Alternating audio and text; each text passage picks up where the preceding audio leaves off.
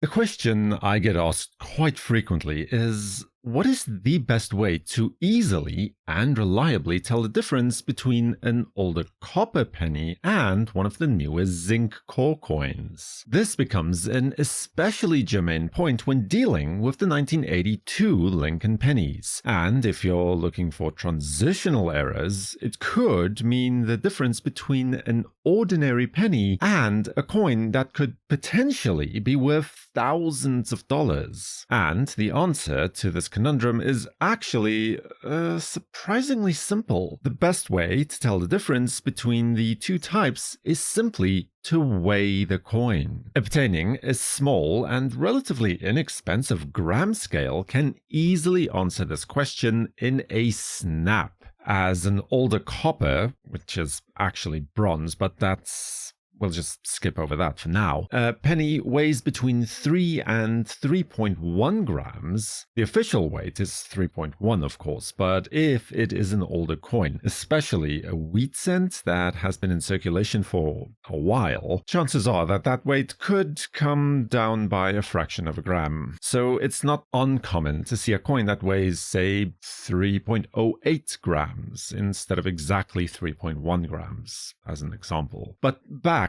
to the point at hand. A newer coin, like a zinc core coin, which were minted from 1982 onwards, should weigh only 2.5 grams each. So if you're sorting through your 1982 pennies and you're not exactly sure if what you have is a copper or a zinc coin, just pop one on your scale and you'll very quickly be able to tell the difference. If it weighs more than 3 grams, ideally closer to 3.1 grams, then you definitely have a copper coin. And if it weighs only 2.5 grams or 2.5 grams, then there's no doubt that it is a zinc core coin. And the best thing is that these scales can be obtained for very little money. In fact, you can go onto Amazon right now and buy one for, well, probably less than $10. And to be fair, yes, you can spend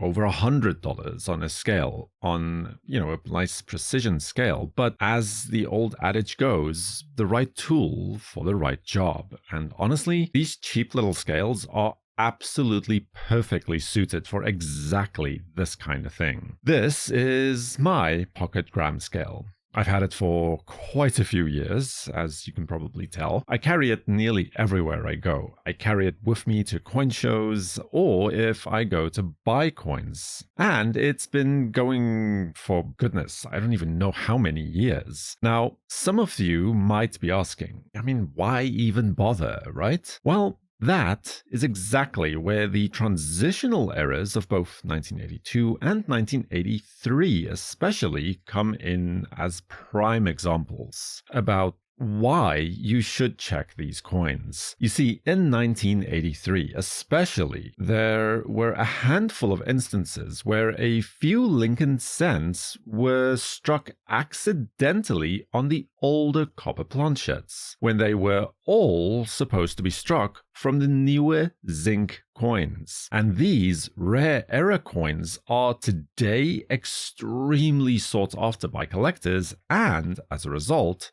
very valuable. One of these coins was sold in 2026 by Stax Bowers, graded by PCGS as AU58 for $6,600.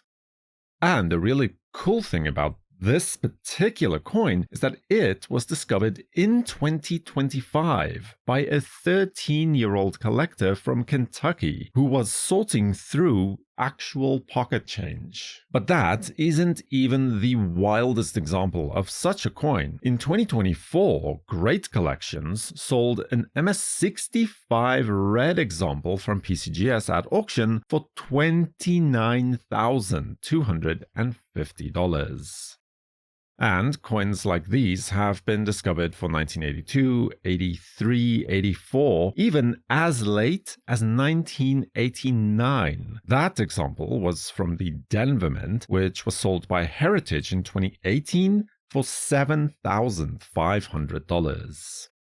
So checking the weights of your post 1982 pennies with a gram scale to see whether they are in fact copper or zinc is not only easy, but I would say absolutely worth the trouble if you could potentially find one of these rare error coins. I'll drop a link in the description below if you want to, look into getting a gram scale of your own. Subscribe to WNN and feel free to watch a complete breakdown of the 1982 penny varieties right here.